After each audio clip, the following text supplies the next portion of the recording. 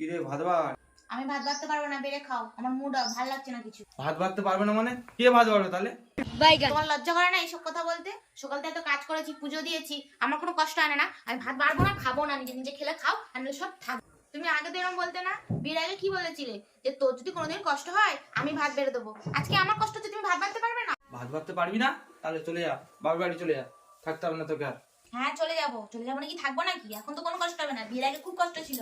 হ্যাঁ আমি চলে যাবো, আমার সবকিছু আমি গুছবো, আমি এক্ষুনি গুছবো, আমার সবকিছু গুছিয়ে আমি। তাহলে তুই কি নাইটি করে যাবি নাকি? যেই মেয়ের স্বামী ভালোবাসে না সে নাইটি পরে বাপের বাড়ি যাবে না, তারপর কি যাবে? আমি নাইটি পরেই যাবো। তাই বলে জামা কাপড় এইভাবে নিয়ে যাবি?